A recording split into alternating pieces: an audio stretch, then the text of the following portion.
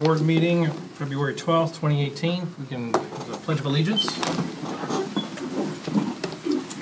Pledge allegiance to the flag of the United States of America and to the republic for which it stands, one nation, under God, indivisible, with liberty and justice for all. Roll call. Mr. Cummings. Here. Ms. McGuire, absent. Mr. Gajewski. Here. Mr. Palmer. Here. Mr. Nordine here. Mr. Byer. Here. Mr. Weed. Here. Agenda additions. Do we have any? Do not. I would like to add to the agenda discussion of the Economic Development Coordinator position.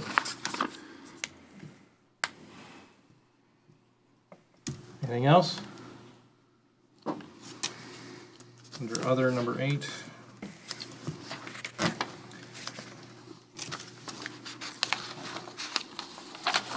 All in favor of setting the agenda, say aye. Aye. Aye. All opposed? Agenda set. Next is public comments. There's a 4-minute time limit for this first public comment period. There's a card to fill out and turn into the superintendent. If you come up to speak, please make sure you announce yourself.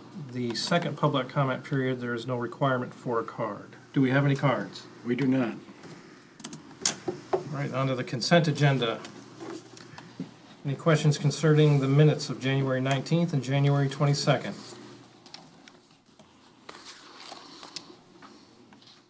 Any comments regarding the payment of bills for $206,118.58?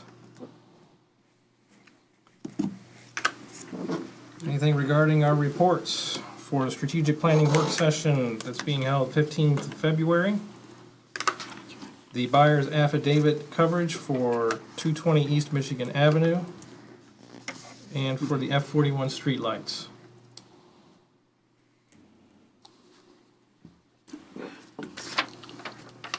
Move that we approve the consent agenda.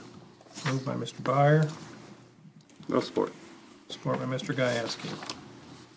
Roll call. Mr. Byer. Yes. Mr. Cummings. Yes. Mr. Nordine, yes. Mr. Palmer. Yes. Mr. Gajewski. Yes. Mr. Weed. Yes, motion's passed. Next, subcommittee reports and project updates. First one I have here is developed by Osco.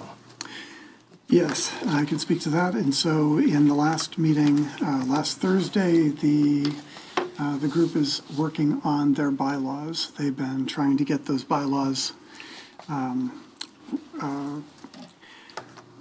rewritten and revitalized so that there's something that they will follow and can follow in alignment with their purpose. So it looks like we're going to have another month of activity on that with their subcommittee, and that we'll be discussing it again at the next meeting, the beginning of next month.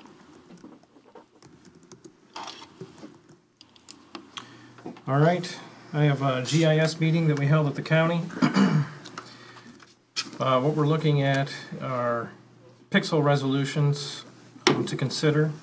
The standard is 12 inches of ground for 1 pixel. For an additional cost, you can do 6 inches per pixel, which is an additional $156.29 per square mile. And then there's the other option of 3 inches per pixel, an additional $356.78. The additional cost is due to having to do a lower flyover and more passes with an aircraft. For the higher resolutions, if we decide to go that way, there's a minimum of 12 contiguous square miles that need to be covered.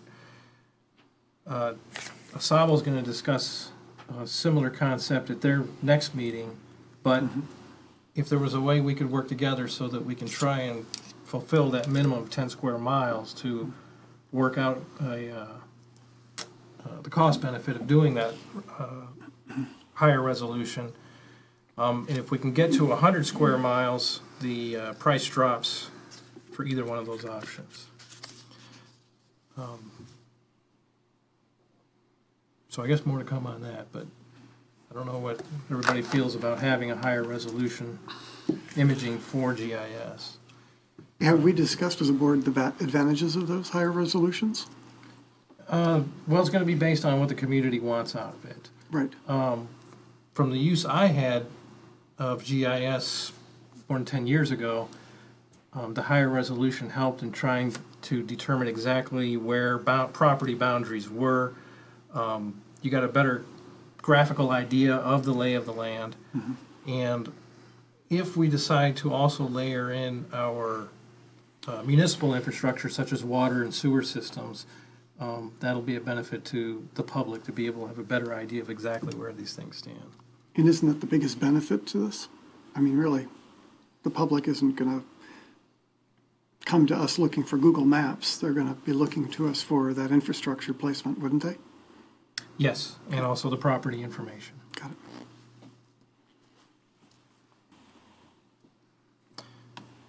The aerial photos are planned to be updated about every 5 to 6 years, depending on their funding. They didn't say that there was additional costs associated with those updates. And the county representative said that the maintenance of the GIS is planned to be done by the county without compensation.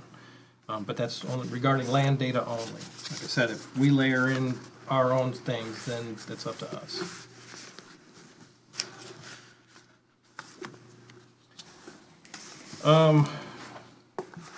Last meeting, I was accused of being a relative of a contractor and possibly getting kickbacks.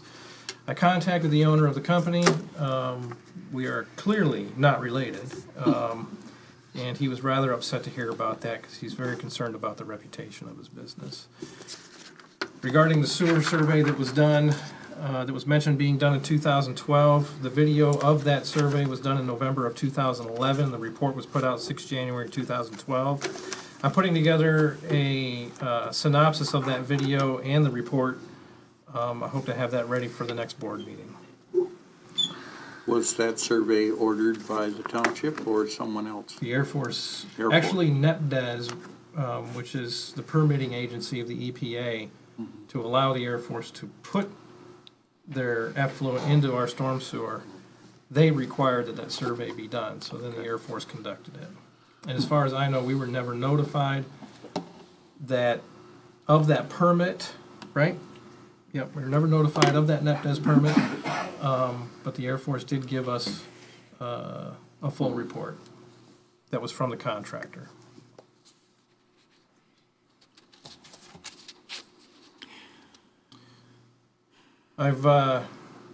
Regarding contamination, I've had a few interviews with a few journalists. Gave a PFAS briefing to the Alpena County Intergovernmental meeting. They have, looks like they have a lot of interest in starting up an activist group. Hopefully the two activist groups between us and Alpena can work together.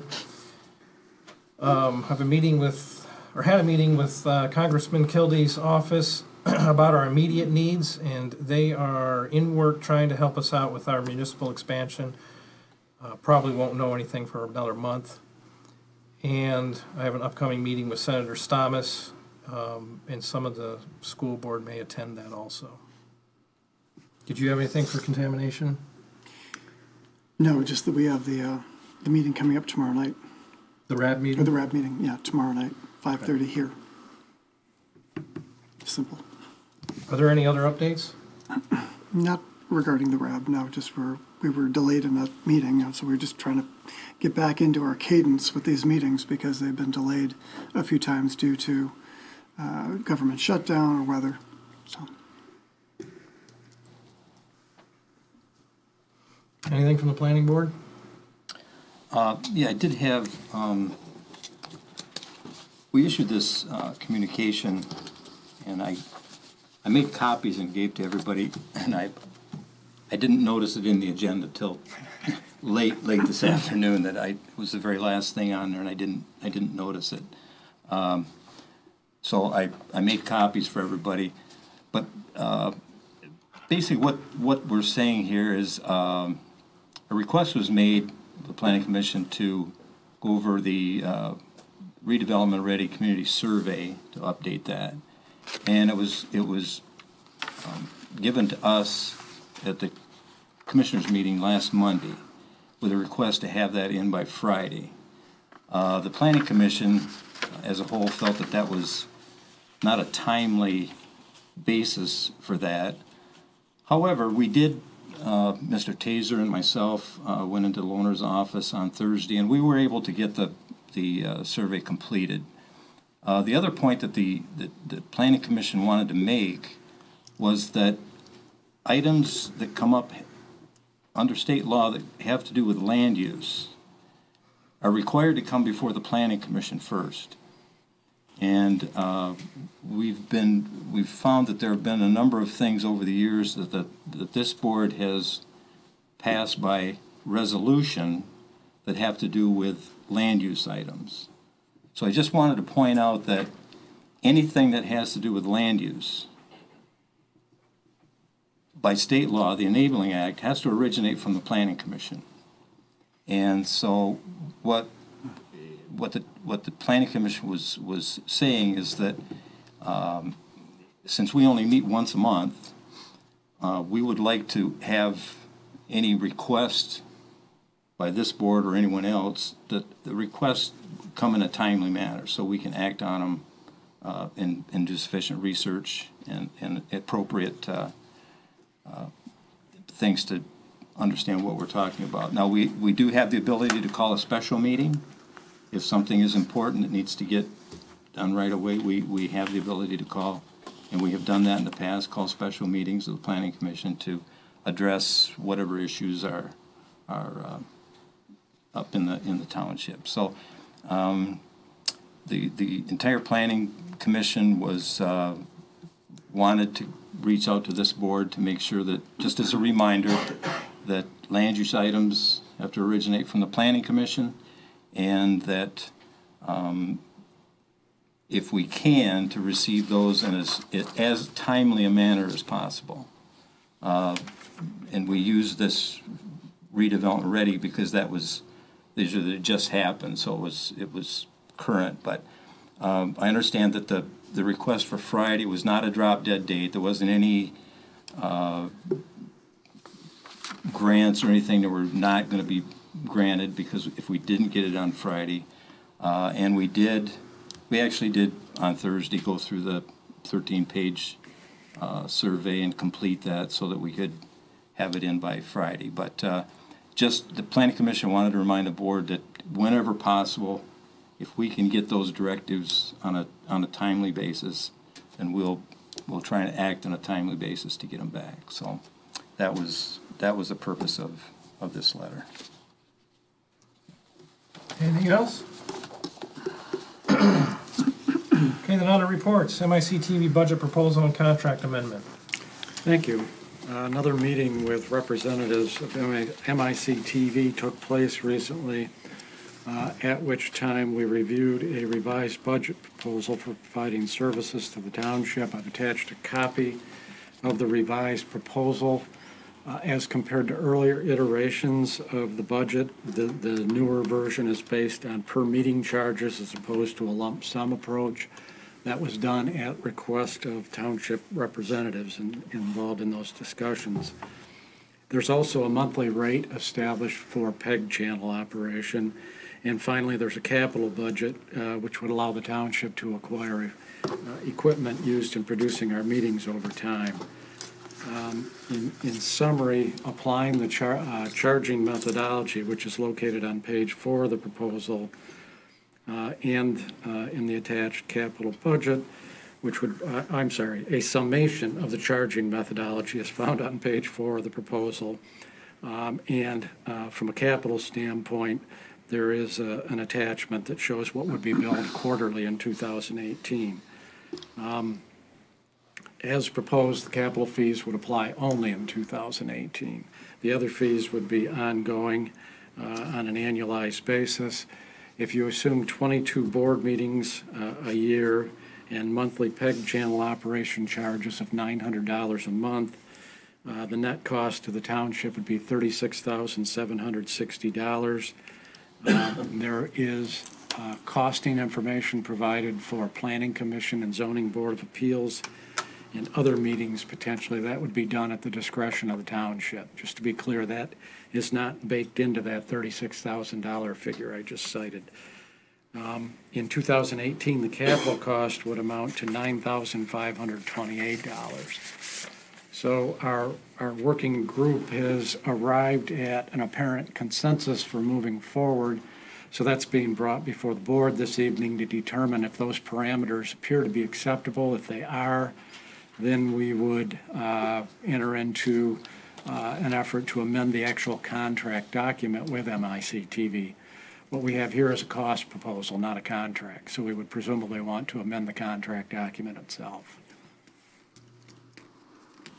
Comments? Yes, there was a question during our work session about, in section 3, where it defines details regarding the production services budget. The budget items column, column 2, in each meeting type begins with a bullet that says equipment rental. And there was a question about why do we have an equipment rental if we have the capital budget items that we're going to be purchasing in order to own them wholly? The answer to this is that Eric Joseph, when he wrote this, intended that we would eventually own the capital equipment. That list of equipment would be ours. Between now and the time of ownership of that equipment, he's not charging us rental. That was a question. However, the reason why this is called equipment rental is that we are not purchasing cameras. And the reason for that is that they're extremely expensive, and that would probably not be something we would want since we wouldn't be getting enough value for that investment. It would make more sense to just rent the time that we need we just need the cameras for. So that's the reason why it explains equipment rental. Does that make sense? Just we're renting cameras, and it doesn't include the other equipment that we would eventually be buying. How often are you going to update the cameras? I think it's whatever's considered adequate to make the television acceptable, yes. Yeah. Well, after acceptable. Right, well, we're already dealing with HD standards, so I don't think we're worried about that changing anytime soon. So that $1,180 would be an ongoing It would. expense, and that's included in the 36,000 figure? It is, as I understand it, correct? Okay. That's right. But that would be an ongoing expense. You mean annually? Or monthly, you mean?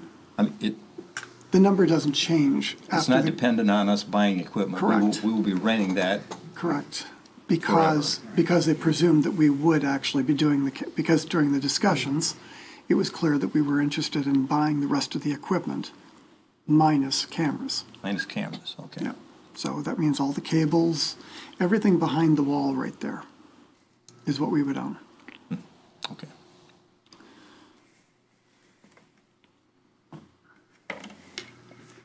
Any other comments?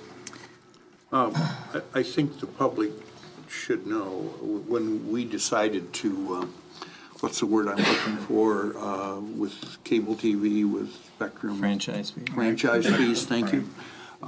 When we decided to use those and have them charged, we would take the money in from those, that we would do something special with the money, not just throw it into the general fund or something like that. So what we're talking about right now, a more normal televising of this meeting on regular TV, this is part of what we're talking about, doing something special with it.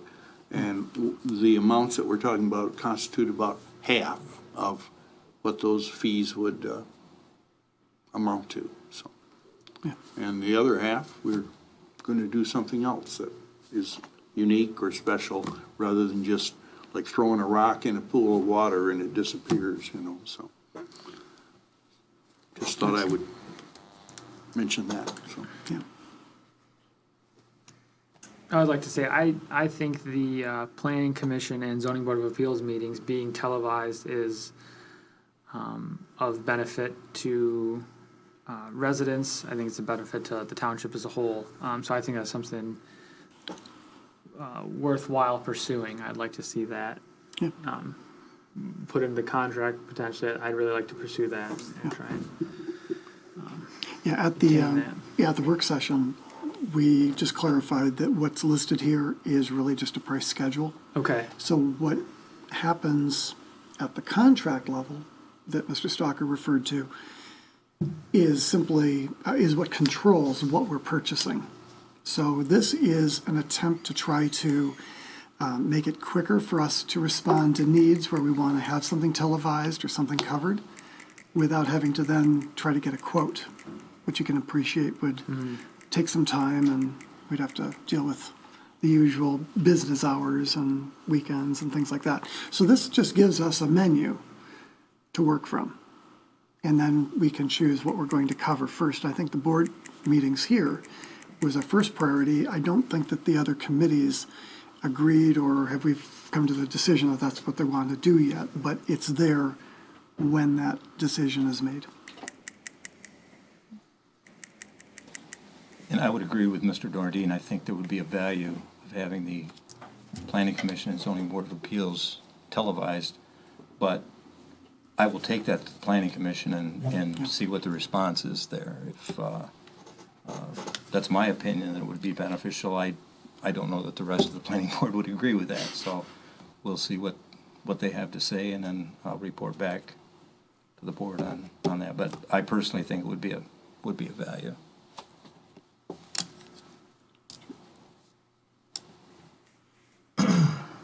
You have a direction you need? I think so. I believe so. We will put together a contract amendment. Good.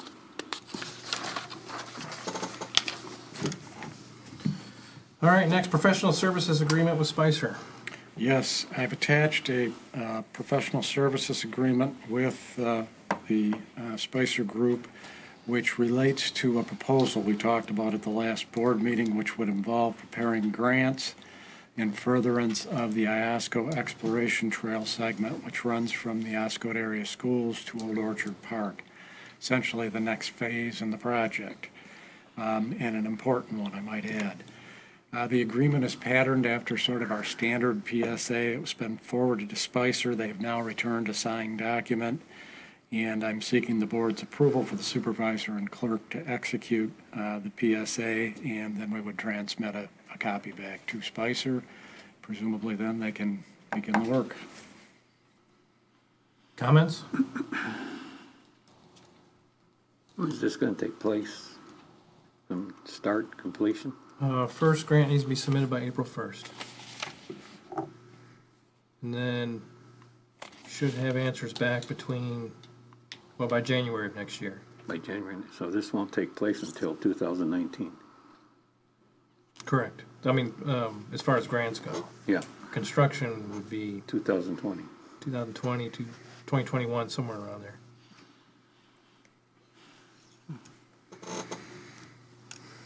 Anything else?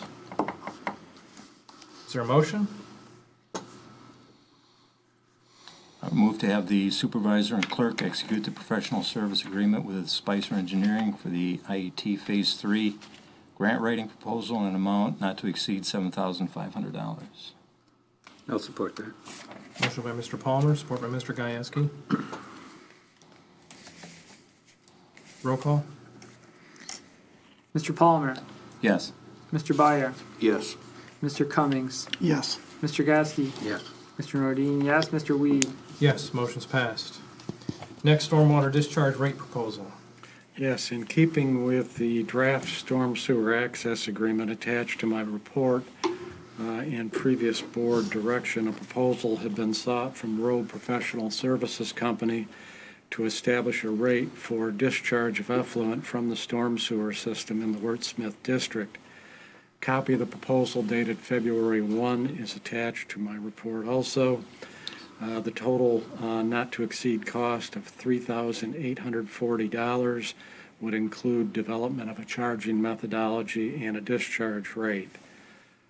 If we are intending to move forward with the access agreement, which I assume to be the case, I'm seeking approval to accept the proposal from Rowe to establish this discharge rate. It would seem advisable, if we're going to head down that path, also to establish a professional services agreement which could be used for other projects with the company. And one will follow, I'll discuss in just a moment here. So although this falls into the dollar amount where it's sometimes questionable whether we would pursue a PSA, it should be pretty easy at this point to just make some modest changes and deal with both these projects in the same format. Comments? I was just curious, Bob, do we not have a professional service agreement with Rowe already, since we established them as our engineering firm in-house? We had opted to have a project-by-project kind of an approach on the agreements, I believe. Okay, so not a general Right. service contract. We could do that, but you would still probably need to have the underlying specific agreement for each project. For each project, okay. And I note also we have a representative of Rowe here this evening. There are specific questions. Anything else? Is there a motion? I move that we go ahead with the Rowe Professional Services Company to establish a stormwater discharge user rate, and secondly, to establish a professional services agreement for the subject, for the scope of services. Support. Support by Mr. Byer, or motion by Mr. Byer, support by Mr. Cummings. Roll call. Mr. Nordine, yes. Mr. Palmer, Yes. Mr. Byer, Yes. Mr. Cummings, Yes. Mr. Gasky, Yes. Mr. Weed. Yes, motion's passed. Next, sanitary sewer ordinance rewrite. Yes, the board had previously asked a question as to potential cost to rewrite the sanitary sewer ordinance under the premise, obviously, that that would be a beneficial action. So a proposal has been solicited from Rowe Professional Services Group again to rewrite and update the ordinance. We've now received a proposal dated January 29 of this year in a not-to-exceed amount of $9,938. This does not include assistance relating to the adoption process, which I presume we would not need. We would probably rely on our attorney to do that. And I note that we did give the folks from Rowe a copy of the existing ordinance, so they have a pretty good idea what they're up against in that regard. It's a pretty substantial document. So assuming we want to move forward with that initiative, again, looking for potential approval to accept the proposal to rewrite the sanitary sewer ordinance subject to development and execution of a professional services agreement. Comments? I have a couple of questions. Number one is, are you comfortable with $10,000 to rewrite this ordinance? It does not seem unreasonable to me, but it's somewhat difficult to judge without doing the competitive bidding process, and that's sort of what we decided, I think, not to do with professional engineering services with hiring an in-house engineer. If we could try to negotiate changes if there was concern in the scope of work to reduce the cost, but that's been the historical, I think, debate about bidding each particular service versus dealing with an in-house singular party. My second question is there any urgency to have this done? We need this now, or we need this 2 years from now, or? I would say sooner than 2 years.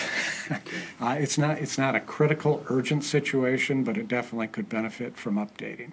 So I would say sooner would be better than later.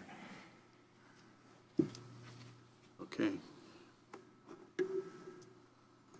$10,000 is more than I thought that would cost. Well, I guess another approach would be to sit down with a consultant and talk about that concern and see if, again, there's ways to reduce it through maybe more direct effort on behalf of township representatives and staff and that kind of thing. Maybe we can help to reduce the cost if that's a concern.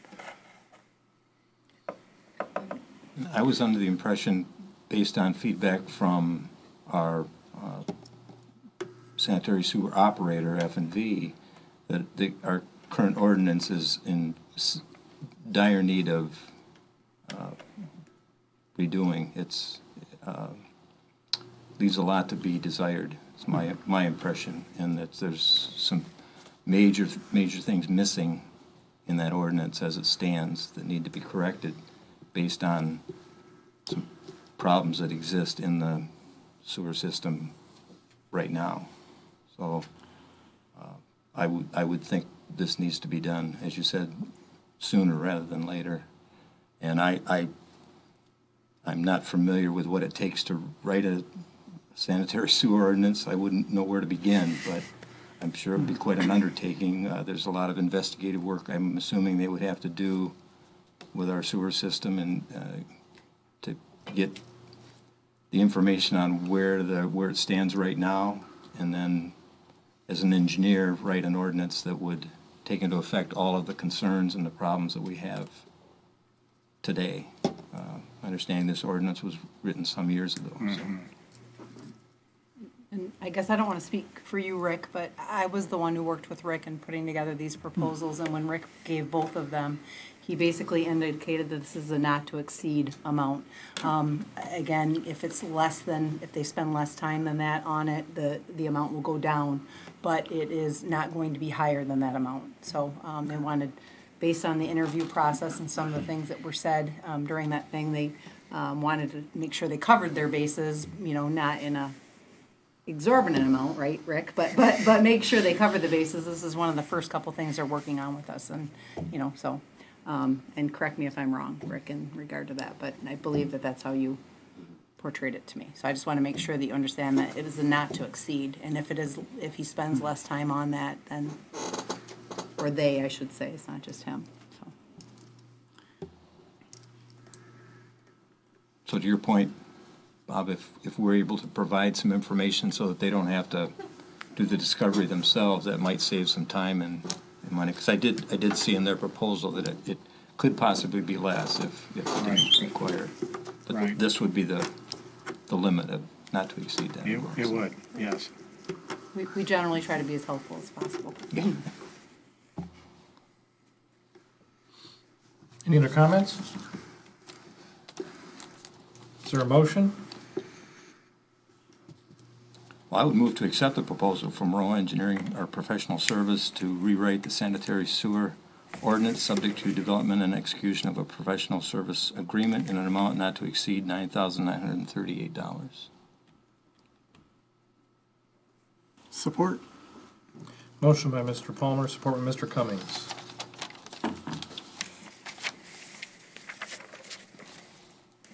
Roll call? Mr. Gasky, Yes. Mr. Cummings, Yes. Mr. Byer, Short of a definite plan of sitting down with Rowe and seeing where we can cut costs and what we can do specifically. We're really not doing that in a structured manner. My vote is no. Mr. Nordine, no, I share the same concerns as Mr. Byer. Mr. Palmer, Yes. Mr. Weed, Yes, motion's passed. Next, holiday display, deferred discussion.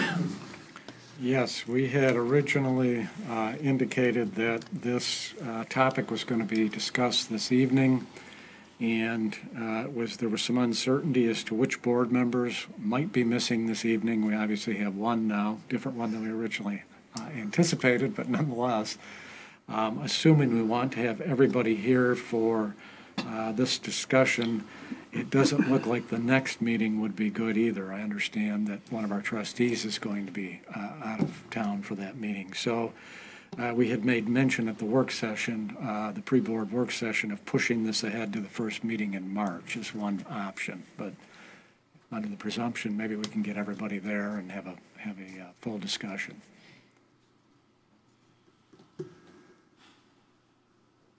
Sounds good to me. So we're postponing? We're postponing this until March. Okay. Is there a motion for that?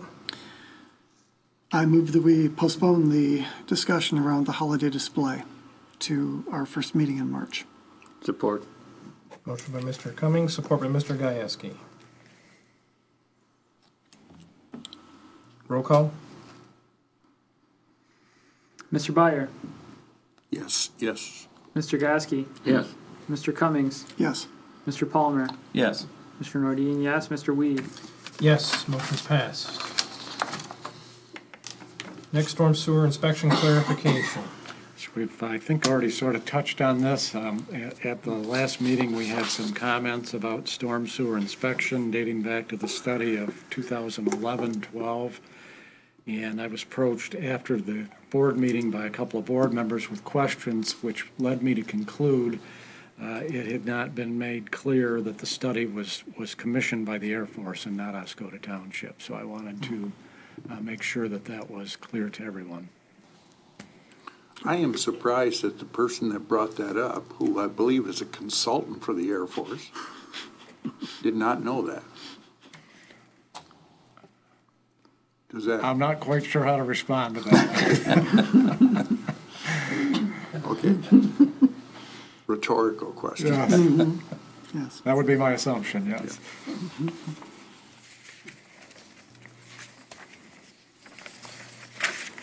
All right, on to real estate RFP. Okay, thank you. Based on action taken by the board at the January 8th meeting, an RFP for the Township real estate broker firm was issued on January 10th with a February 7th deadline to submit proposals. 2 proposals were received within the deadline and were provided to the board for information review. I would note that the Heritage House Realty PC did propose a deviation from the proposed fee that was identified in the RFP. So this evening, I'm seeking direction from the board in regard to potential award for the contract, or as indicated in the RFP, we did set up the opportunity to set up interviews with the consultants or with the real estate companies if the board was inclined to do so. Comments?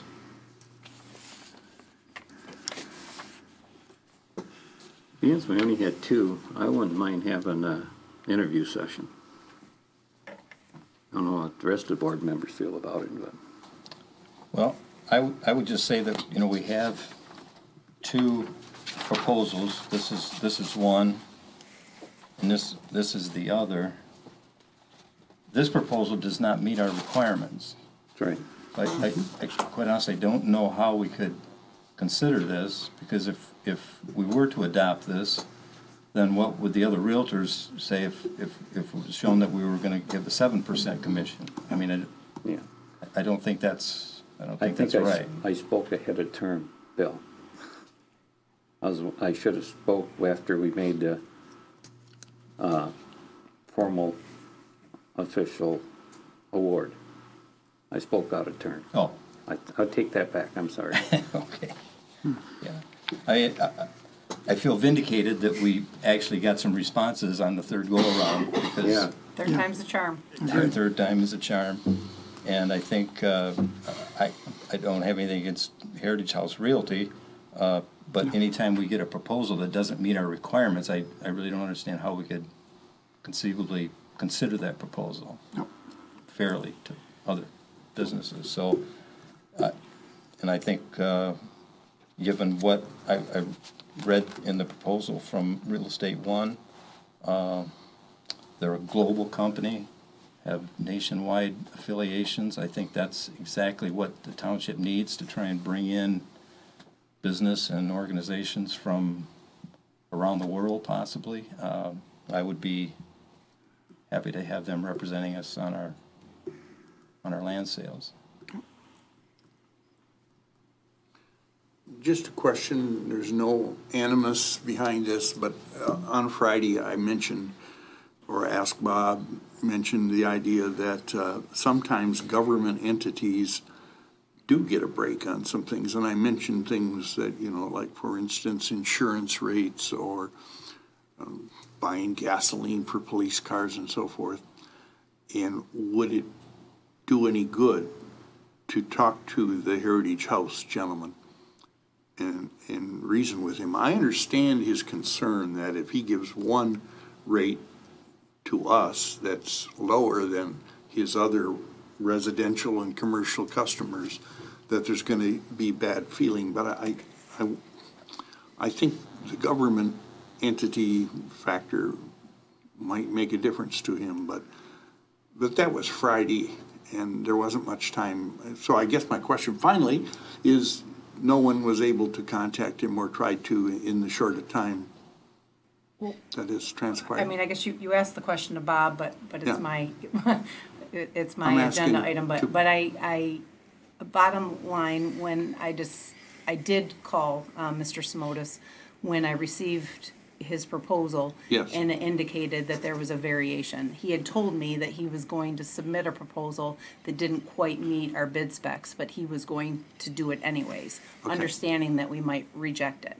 So, again, I mean, in what Bill spoke to, we do set language in our documents, and I'd have to double check in this one, in regard to deviating from the bid specifications in the best interest of the township. So in theory, we do have opportunities to look at not always the low bid or whatever else, Right. but what is in the best interest and experience and so on. So, I mean, you know, there is room for that, but in the same sense, based on the conversation I had, and I don't want to speak for Mr. Simotis at all, but, you know, he did indicate that he had kind of a standard practice, and he wouldn't think it would be fair or ethical on his point to change that just because we were a government agency and asking for something different. Okay. So that All right. I didn't glean that he would change his mind, but again, I think I mentioned that perhaps the board, you know, if we decided to do an interview process, you know, they could ask that question.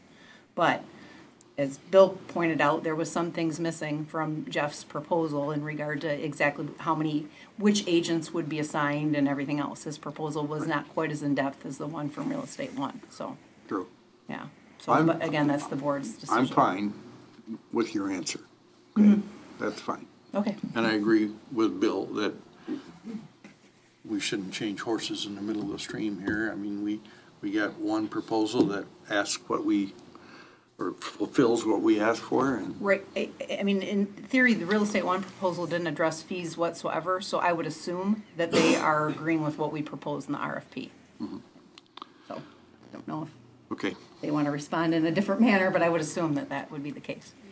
So, I'll point out that we did address it, and it was addressed in setting the fee, who gets what and why, and that was in the highlighted blue section, just below the first paragraph on that page, indicating that the leasing compensation be 6%, with a note on any price under $6,000, a flat fee of $600 to be charged, which is our normal brokerage. well, then I guess that's something we'd have to look at in regard to some of the And then, properties that are lower, I'm not sure. right, and then the selling compensation would be equal to. Congratulations. Thank you. Any other comments?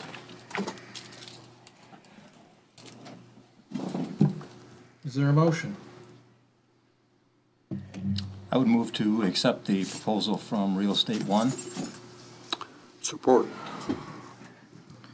Motion by Mr. Palmer, support by Mr. Byer. Roll call? Mr. Cummings, Yes. Mr. Gasky, Yes. Mr. Nordine, yes, Mr. Palmer, Yes. Mr. Byer, Yes. Ms. McGuire, Yes. Mr. Weed. Yes, motion's passed. Next, Code Compliance Officer resignation. Yes, we recently received notice that our code compliance officer had resigned. That would be Joshua Sutton. We have begun a recruitment process to fill the position, so the board will need to take up potential acceptance of that resignation this evening. I don't need to, but presumably should. Comments?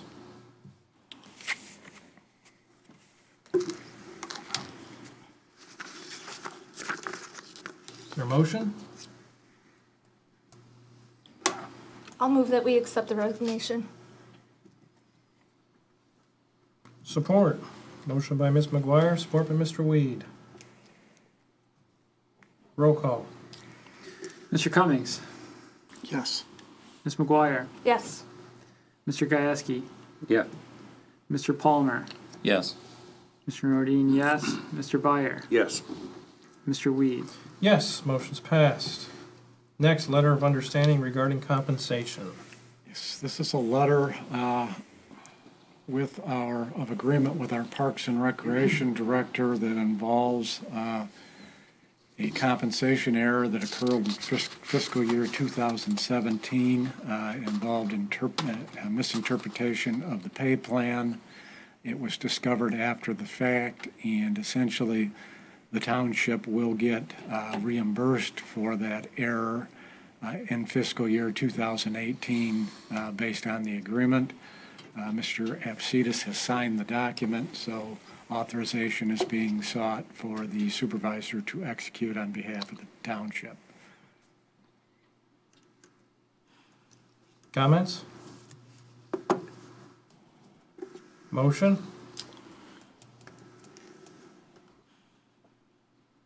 I'll move to have the supervisor execute the documents. Support. Motion by Mr. Palmer, support by Ms. McGuire. Roll call. Ms. McGuire, Yes. Mr. Cummings, Yes. Mr. Byer, Yes. Mr. Nordine, yes. Mr. Gieske, Yes. Mr. Palmer, Yes. Mr. Weed. Yes, motion's passed.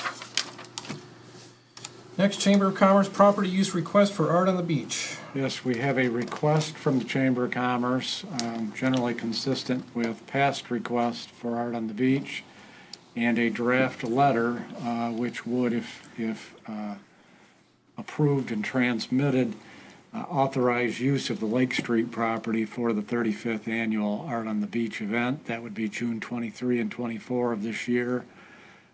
We are, as per our normal practice, requiring an insurance certificate and notifying the Chamber of our intent to provide assistance as requested, subject to whatever limits we might have, which usually amounts to very little limits, and we're able to satisfy the request, frankly. But Comments? Is there a motion? Yes, I move that we go ahead with this Chamber of Commerce property use regarding art on the beach for 2018. Support. Motion by Mr. Byer, support by Mr. Palmer. Roll call. Mr. Byer, Yes. Mr. Cummings, Yes. Mr. Nordine, yes. Mr. Palmer, Yes. Mr. Gieske, Yes. Ms. McGuire, Yes. Mr. Weed. Yes, motion's passed. Next, Chamber of Commerce property use request for volunteer appreciation celebration. yes, this is a different kind of an event. There's a letter also regarding this particular endeavor. The Chamber is asking for use of the Township Hall lawn, the south end of the block, and limited space in the lobby on April 20th for the Volunteer Appreciation Day. They have indicated that they may put up some pop-up tents, have a grill, serve hot dogs, etc. The underlying intent is to use the township property there to host an event intended to honor folks who volunteer their time in the community. There is also a draft letter prepared relative to this event, again using our normal form, and assuming the board was amenable to allowing use of the property for the Volunteer Appreciation Day, I would be seeking authorization to sign and transmit that letter. Comments?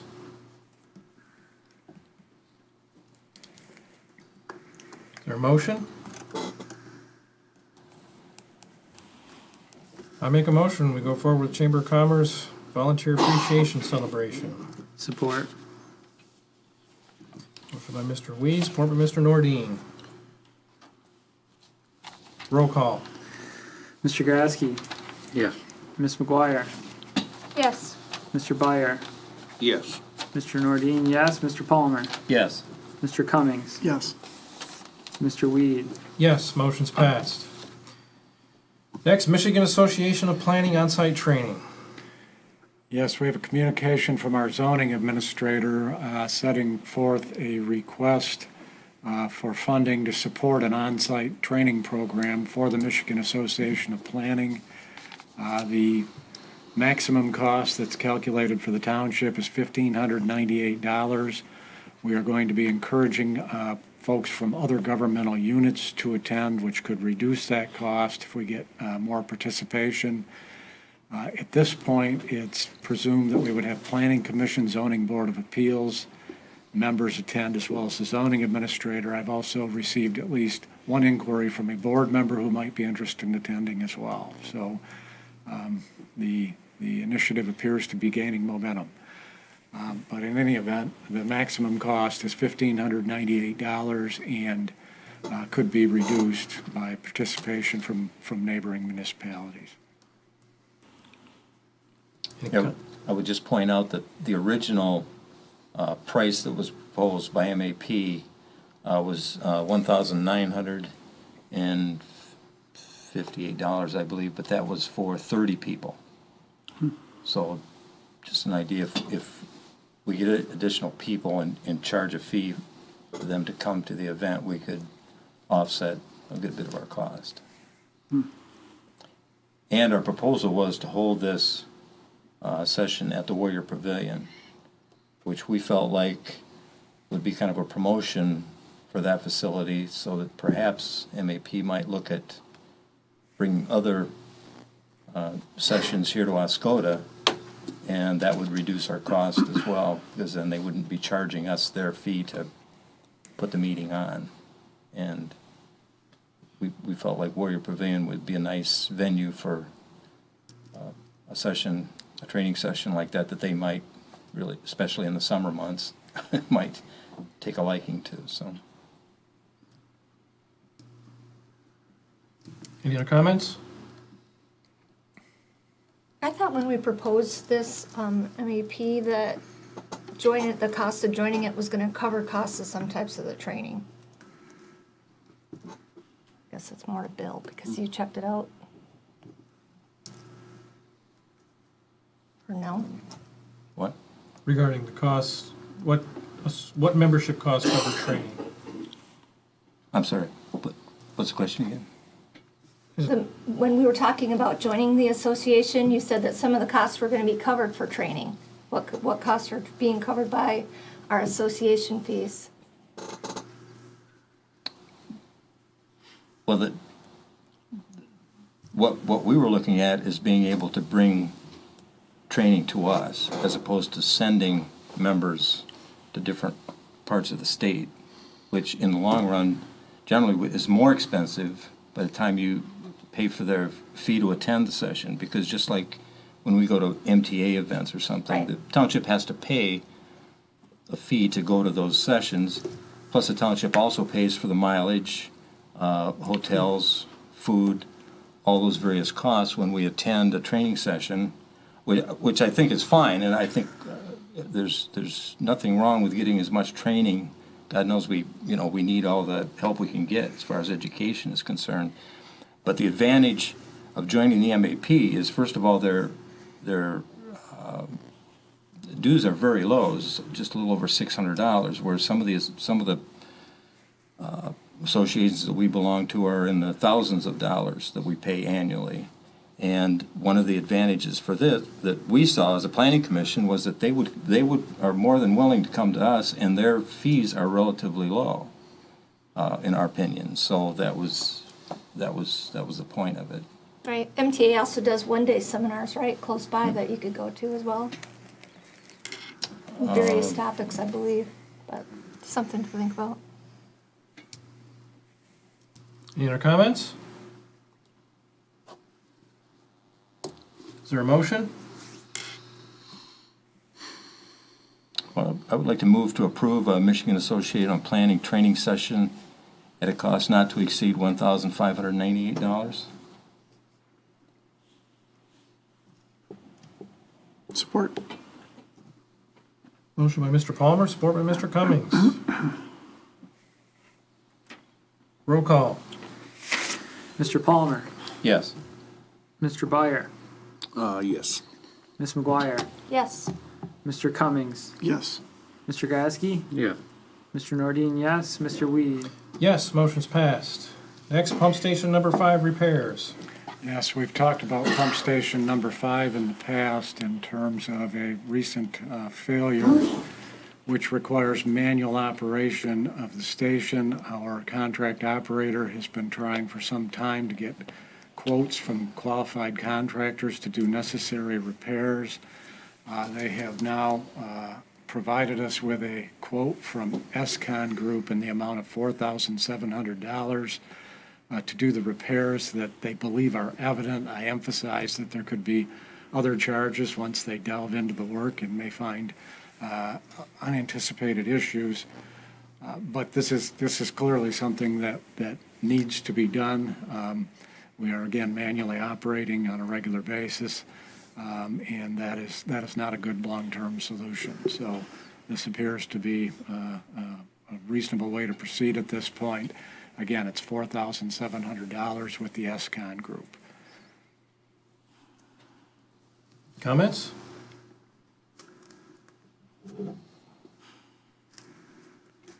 Motion? I do have a question first.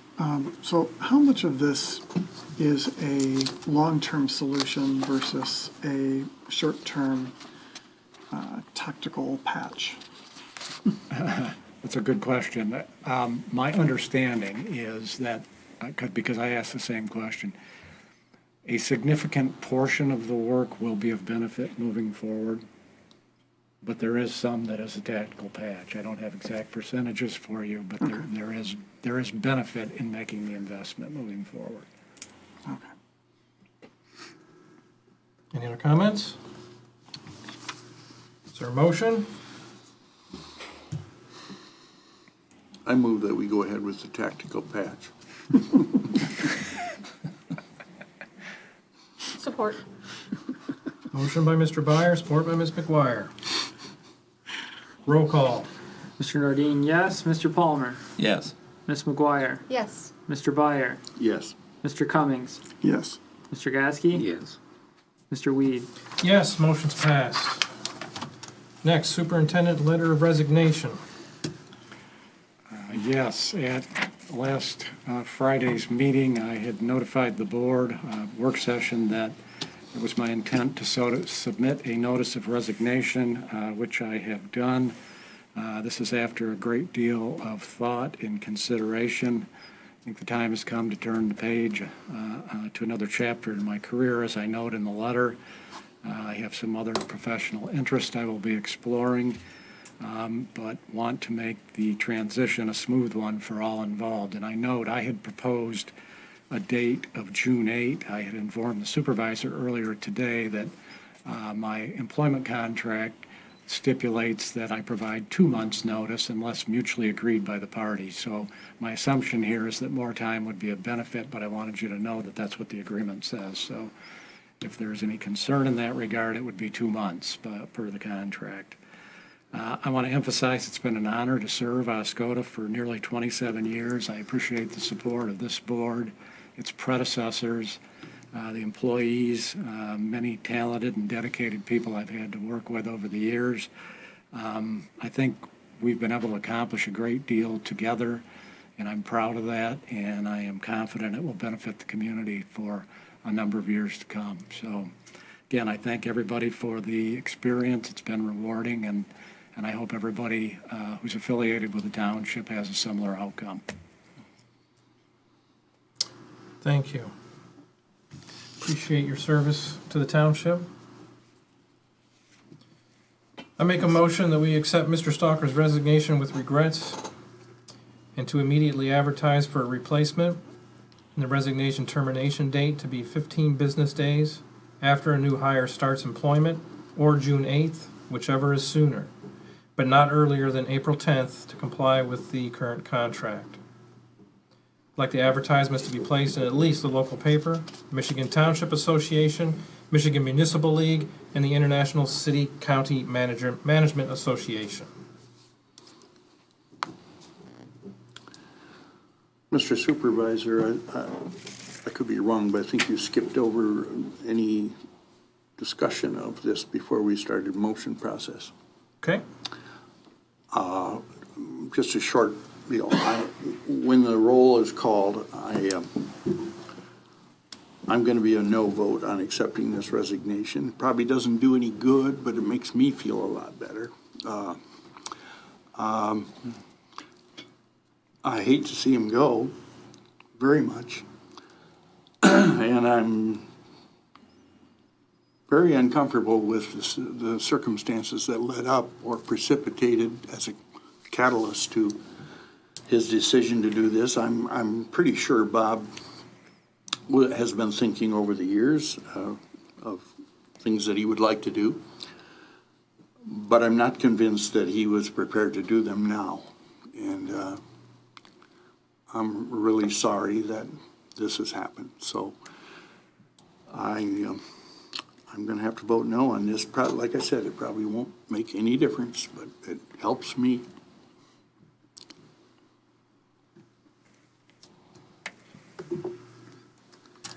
Any other comments? I'd like to echo my sincere regret to see this happen, to get this letter. I haven't worked with Mr. Stalker closely for a long time, but in the time that I have worked with him, I've found him to be quite admirable and possessing an uncommon amount of integrity, and I've appreciated the time we spent working together. Thank you for the kind words, both of you.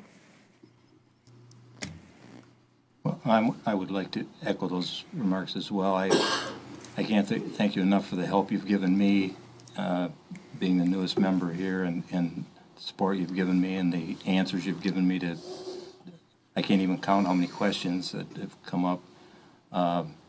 And I would say that not only with regrets, but also with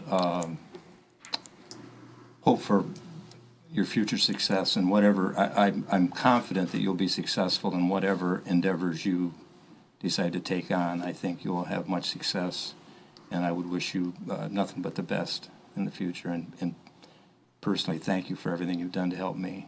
Thank you. I would say the same. I have very much appreciated the way that you took me under your wing when I first joined the board 2 years ago, coming in midstream and toward the end of a 4-year term. And thank you for letting me help in the ways that I felt I was trying to help you with regard to IT and Yes. and you know, I deeply respect what you're communicating in your resignation letter, as hard as it is to accept. Thank you. Thank you. Yeah, Bob, I think everybody kind of covered the bases here. But also, when I joined the township, no matter what board I was on, I could always confide in you. And we always went in the right direction, as far as I'm concerned. And I really appreciate that, and appreciate your services for 27 years. Nobody can say too much about that. So Maybe I'm a little crazy. maybe we all are, but with true regret, I hate to see you leave too. So We trained you Thank well you. for that, right? yeah, we trained him well. Well, again, I appreciate all the kind words, and I've enjoyed the opportunity to work with everyone. And it's not that I don't want to make comments, but I'm sure I'll just start crying, so I'm good. Duly noted. And I'm technically not supposed to respond either way because I'm not a board member, but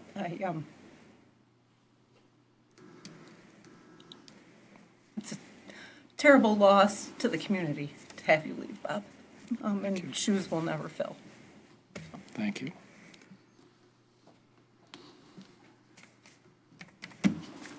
Anything else? Is there support for the motion? I'll support it with deep regret.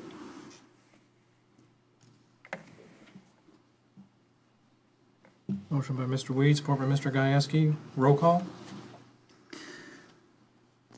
Mr. Gasky, Yes. Ms. McGuire, No. Mr. Cummings, I respect your decision. I accept your resignation. Yes. I'm sorry, Mr. Byer, No. Mr. Nordine, no. Mr. Palmer, Yes. Mr. Weed, Yes, motion's passed. Next, Economic Development Coordinator position. Just for clarification, does that mean the community development coordinator? Sure. Community Development Coordinator position. I will start off with a motion for termination of employment of Ann Richards effective no later than 8:15 a.m. on 13 February 2018. Are there any comments on the motion? Once again,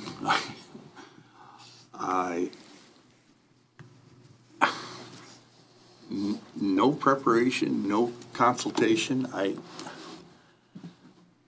don't think board members seriously that if we were going to pick anybody that's important to our administration and our list of officers, if we were going to fire the police chief, or if we were going to fire the township attorney, or the fire chief, or the community center director, or the community development coordinator. And that was precipitated by a person, one person, a kind of a lone ranger, one vote person, without any discussion. I have had no discussion on this, no previous warning. I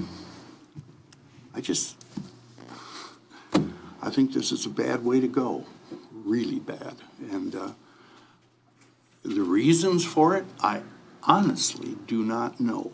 No one has conferred with me, and and not that I'm any more important than anybody else on this board, but the way this is being handled without, I understand there was no discussion with the community development coordinator at all until a few hours ago today. Weeks, months. There was a concern about this 5 months ago in September, and yet no one-on-one, person-to-person consultation at all until this afternoon. That's ridiculous. So that's my comment. And that's what I referred to before as far as the circumstances that precipitated Mr. Stalker's letter of resignation. It's all tied together. Same thing. I think it's pitiful. She's a good person. She has, the list of things she's accomplished for this board, we'll start with the pier. She was able to get over $300,000 grant to finance that.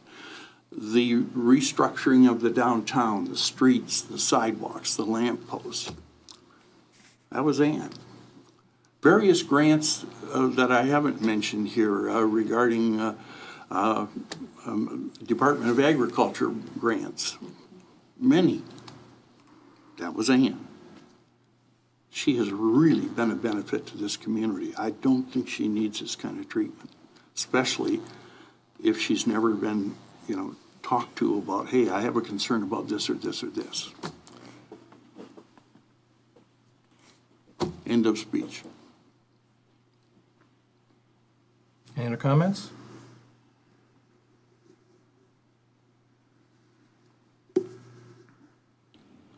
Is there support for the motion? I would like to actually make a comment. I don't really know where to begin. I've found myself spinning and rather lost these last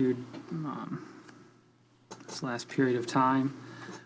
So I'll try and find my way in conveying my thoughts. I don't think this is the right path for us as a board to be going down. I have the same feelings as Mr. Byer with the timeline of all this. Something as important as this to be proposed as an agenda addition and brought to the whole board in this way does not seem the best avenue, does not seem right, especially when the moment that this, at the moment that this was added to the agenda, we were not even a full board.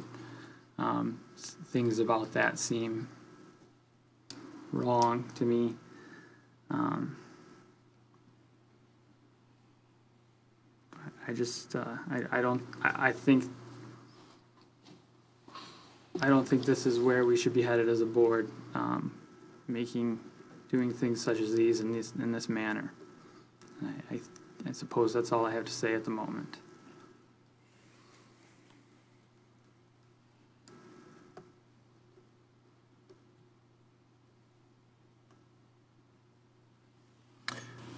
I agree, this is very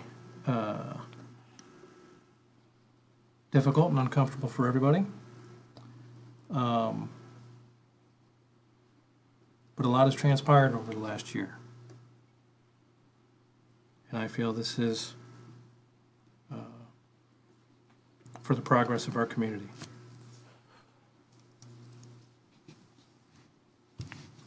Aaron, and I'm not going to get into all the details because, again, just like Jim Byer said, nobody knows what those are. But in speaking to Ann when there's been issues myself, seems like I'm one of the only board members, except for a couple other ones, that have taken the time to try to understand what maybe possibly some of the concerns are. But you say there's things over the last year. However, like Jim Byer said, not once was she ever talked to or been able to give a chance to tell her side of the story or get the details, and not just from you, but from other board members. So I'm with John and I'm with those guys, and it's just not fair.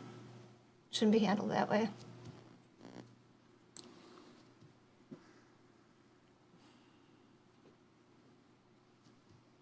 Any other comments? Is there support for the motion?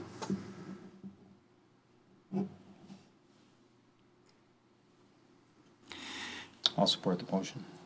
But yet, I would like to make a very short comment.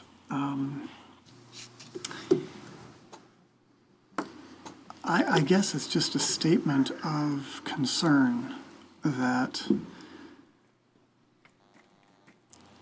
if there have been issues, and I know of only the one, I know the ones that I know of. I know the ones that I'm responsible for, one that ended up in the Oscoda press, that I don't understand how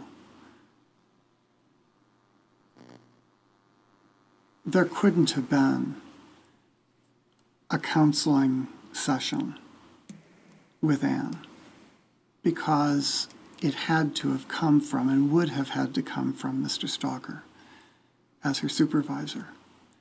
And this is where I return to my evaluation that was printed in the paper, that I don't understand the absence of accountability and responsibility now with two people. And I'm not here to try to tarnish anything, Mr. Stalker. I want you to leave cleanly. I want you to have no tarnish. I don't want this to go this way. I just think that unfortunately there seems to have been, for individuals, a concern that has, for long duration, not been addressed. I don't know how long for everybody, but I know what my opinion is based on. Well, and I'm going to have to say I take exception to your opinion. And suffice it to say, I do not agree. And my integrity is critical to me, and we would not be having this discussion if I did not have that. I'm not going to get into specifics. I don't think that's appropriate, but I think I need to state that for the record. And I respect that. For the record as well, Mr. Stalker requested that he meet with every board member after the closed session to discuss his review, and I know my meeting with him lasted an hour and a half, and the topic of Anne was a portion of it, and so that was last fall. So. Tim, did you take the time to go talk to Ann? I spoke to her, but she requested a one-on-one with me, which I deferred to Mr. Stalker because he and I had already spoken for an hour and a half. Actually, no, you didn't. I requested, because again, I read in the newspaper your comments. Correct. So I left you several messages in the evening, not on township time, but on my own, to meet with you and ask what it was in regard to the water main extension that was my responsibility for the delay. Right. And it was, you were out of town, whatever, didn't return my call. We had a pre-board meeting in this room, at which time you said, and there was another board member in the room, you said, I know you've been trying to get a hold of me. What is it that you wanted to talk about? And I said, well, I actually wanted to talk about what I read in the paper and your concerns with my performance.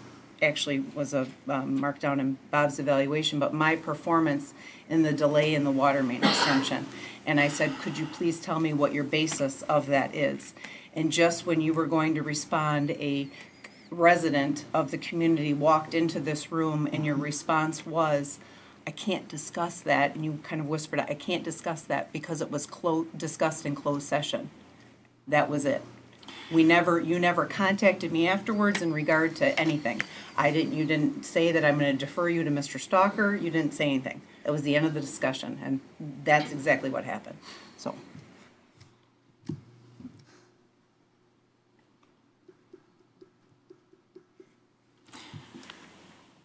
Any other comments? Mr. Stalker remains your supervisor, and whether he fulfills that role or not for you is actually part of the situation. All I can say is, wow. Wow.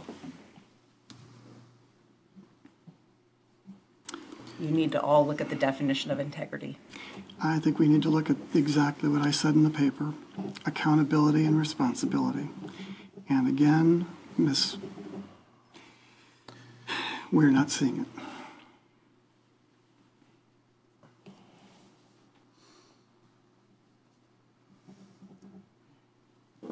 I would like to say again, I don't think that this is a good path forward for our township. I am not enthused at all about the way that we're going about our business. And if not for some people holding their tongues, this would be a lot worse for Oscoda Township, I believe. And I respect that that's taking place, the holding of their tongues, and I don't think we're in a good position. I don't think this is good for Oscoda Township. What's transpiring?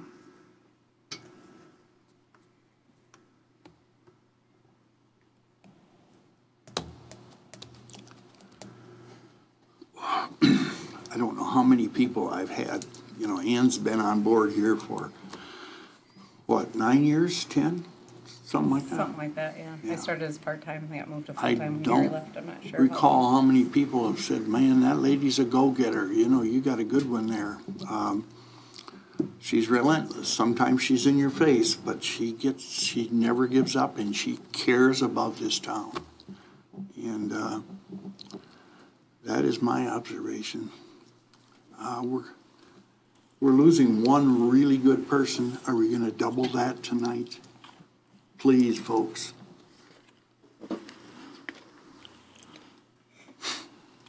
I've never seen a crisis like this in my 14 years as a member of the Township Board.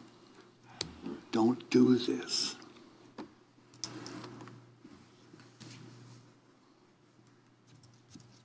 I'm just going to finish by saying that regardless of the outcome, we are going to press forward for the betterment of our community. So I call the question. Roll call.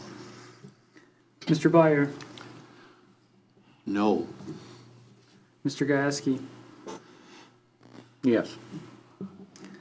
Ms. McGuire, No. Mr. Cummings, Yes. Mr. Palmer, Yes. Mr. Nordine, no. Mr. Weed. Yes, motion's passed. All right, we're now into our second session of public comment. Anyone may speak. There's a 4-minute time limit. Is there anybody who wishes to speak? If you could please introduce yourself. Yes, Dr. Glasgow.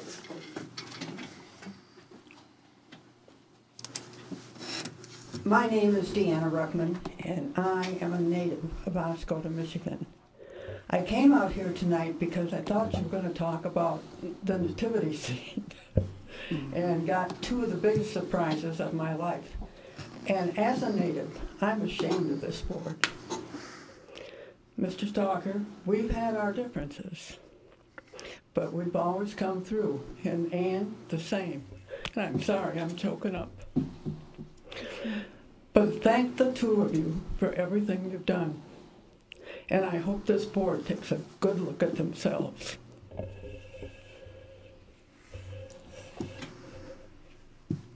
Is there anybody else who wishes to speak?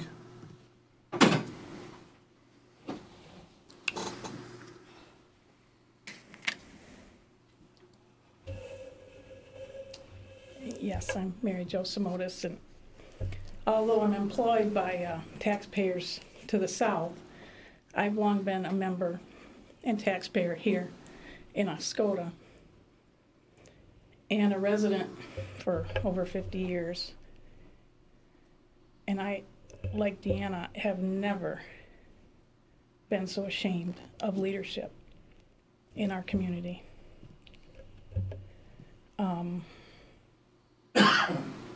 The experience and leadership and energy that is represented by the loss we're facing tonight is an awful thing that I believe our community will ever regret. And I'm so sorry that you have chosen to do it this way with so little community input. And I'm afraid it will come back to haunt us. But Bob, I just want to thank you for years of steady leadership to a community that extends beyond the borders of your employ. Thank you for everything you've done for the larger community and for all that you've guided us through, because there's been some pretty perilous times in this town that many residents will remember, and I appreciate all that you've done. And Ann, your energy is amazing, and I thank you for that. Thank you. Anybody else like to speak? We are into board comment. Anybody have anything?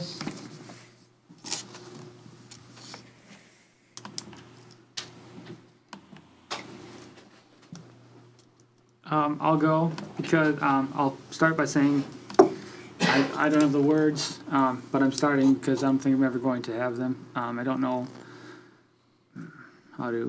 express what I'm thinking, feeling, but I think the public comments are very true. The commitment and passion for the job that the two employees that are exiting the township, in my experience, has been very impressive, very valuable to the township, and has meant a lot to me personally and as an employee of the township in my time.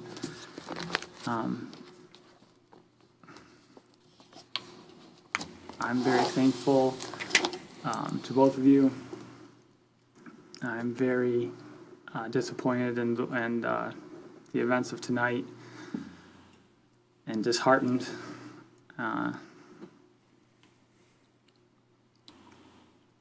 I hope Oscoda Township moves in the right direction. I hope we do all rally and work together to move forward, because we're going to need to. I hope the intent of this board truly is the betterment of Oscoda Township, because without that being in mind, I don't see how we just did what we did tonight. So I hope I hope this board truly knows what we did and has confidence and believes in what they did, because I question it. I would echo the clerk, Mr. Nordine's concern before about the way this is done. This board expected there were going to be 2 empty chairs tonight, and the empty chairs were 2 of the 3 votes in favor of Van. Is that a coincidence, or was that planned? You saw Jamie all of a sudden by surprise appear halfway through the meeting. The way this was done as an agenda addition at the last minute with a suspected 2 empty chairs just reeks. I can't think of a better word. It is so underhanded. And like I said, never talked to Ann until this afternoon about concerns. I'm amazed.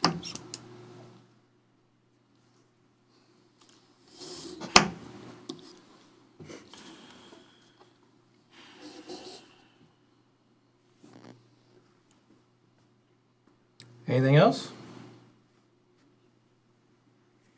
I need a motion to adjourn. So moved.